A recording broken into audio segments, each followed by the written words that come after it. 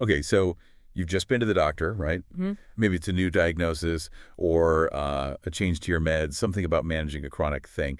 You leave, you've got papers, your head's buzzing with info, and you're thinking, wait, what exactly am I supposed to do next? Oh, yeah, that's such a common feeling. And honestly, keeping track of all the follow-ups, appointments, tests, specialists, it can be, well, a real headache, especially if you're juggling complex health stuff. Totally. And getting that follow-up right is just so critical, isn't it? I mean, it's how you manage those conditions, prevent things from getting worse, Hmm. and just, make sure your care actually flows smoothly. Exactly. If you miss those steps, things can unfortunately worsen. Patients might even end up back in the hospital just because something fell through the cracks. It's a definite gap. So, yeah, how do we actually fix that gap? This is where tech, specifically AI, is starting to come in. Today, we're doing our deep dive into AI for patient follow-up recommendations. Our mission is really to dig into the source material you shared and see how AI is being built and used to help make sure you, the patient, get the care you need after you walk out of that clinic.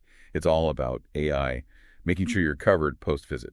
Exactly. Looking at the sources, it's clear AI is being positioned to sort of proactively guide both patients and doctors through that really important post-visit period. Okay, let's unpack that. So basically, what is this AI doing? What's its job?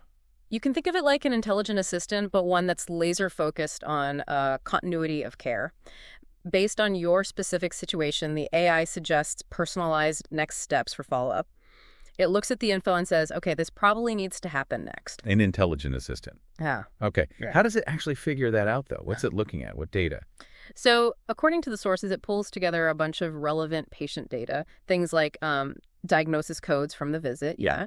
but also broader medical history, the actual treatment plan details, any tests or procedures that were ordered. So it's not just looking at that one appointment in isolation. It sees the bigger picture. That's right. It uses all that data to kind of flag patients who might be at higher risk, maybe needing specific follow-up, or who might, fall off the radar otherwise. The sources mention it trains a predictive model. So it learns from data patterns, figuring out which factors suggest a patient is likely to need a specific kind of follow-up. And based on that prediction, then it makes a recommendation. Yes. It calculates the likelihood you'll need something specific, maybe a particular test or a specialist visit, and then generates a concrete, personalized recommendation, tailored just for you, based on guidelines and your specific situation. Okay, so what does that actually look like for me or my doctor? What do we see? Well, the output is that personalized recommendation. It could be a prompt saying, hey, schedule a follow-up with a cardiologist, or maybe an endocrinologist. Or it might recommend specific lab tests that are due based on your condition. It could even suggest like a support group or maybe some educational material that's relevant. And who gets this info? Just me, the patient. Or does my doctor see it too? Okay, this is really important. The sources stress that these recommendations go to both the patient and the provider. Oh, okay. Yeah, that's key. It creates this kind of closed loop, a proactive system where everyone's on the same page about the next steps. It's not just a reminder for you. It helps the provider manage things too. That proactive part feels like a big deal. It's not just waiting for someone to forget or get lost. This sounds like it could be incredibly helpful. What are the main benefits the sources point to? Why should this matter to you, the listener? The benefits are pretty significant, touching on a few different areas. First, and maybe the most direct impact for patients, is just better adherence. You actually follow the plan. When you get a clear, timely, personalized nudge, you're just much more likely to do it right. Which I guess leads straight to better health. Exactly. Better adherence means less risk of complications because things aren't being left unmanaged. It makes sure that continuity of care actually happens, keeping you on track. And for patients personally, having that clearer guidance, it's empowering. It helps you feel more confident and active in your own health. Yeah, I remember one of the sources really highlighted this. They talked about a pilot program using this type of AI. What happened there? Yeah, that pilot study, it showed a really striking result, a 30% increase in patients actually sticking to their recommended follow-up plans. Wow, 30%. Yeah. And what's really interesting is that the sources didn't just stop there. They connected that better adherence directly to fewer hospital readmissions. Hold on. So 30% more people did what they were supposed to, and fewer people ended up back in the hospital. That's huge. Huge for patients, obviously, but also for the whole healthcare system, cost-wise and efficiency-wise. Absolutely. It's a very clear example of how closing that follow-up gap makes a real difference, both for individuals and, for the system overall. Okay, so the potential is definitely there, and results like that pilot are compelling.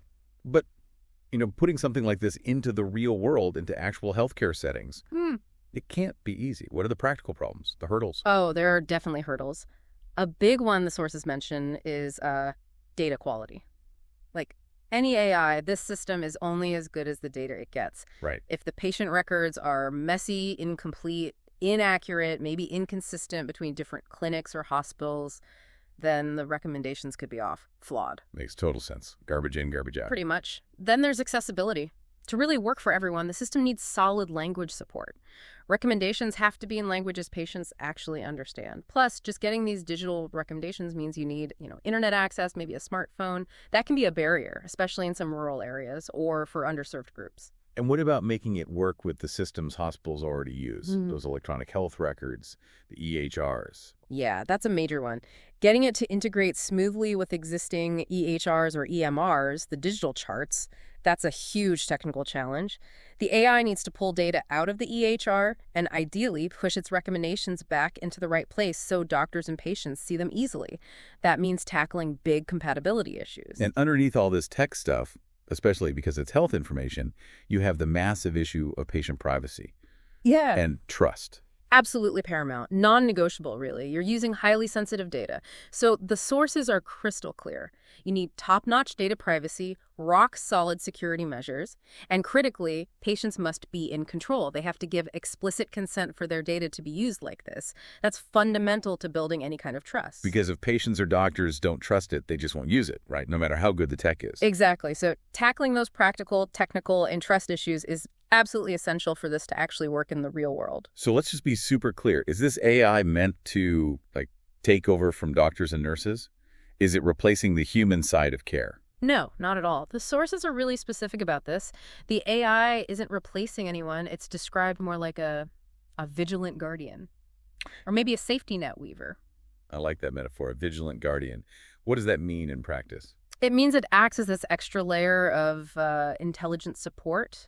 It gives insights, it gives those proactive recommendations to help doctors and nurses make sure patients don't fall through the cracks on follow-up. But the human judgment, considering the whole patient, the compassionate conversation, actually talking through the plan and tailoring it, that stays absolutely essential. That's where the real decisions and the relationship happen. So it's more like augmenting what humans do. Yeah. Giving them an extra tool, an extra set of eyes almost, extending care beyond the clinic calls. Precisely. It's AI helping make sure you stay on the right path after you leave the doctor's office, bridging that potential gap, preventing problems that are preventable, and hopefully improving outcomes, extending that circle of care, as they say.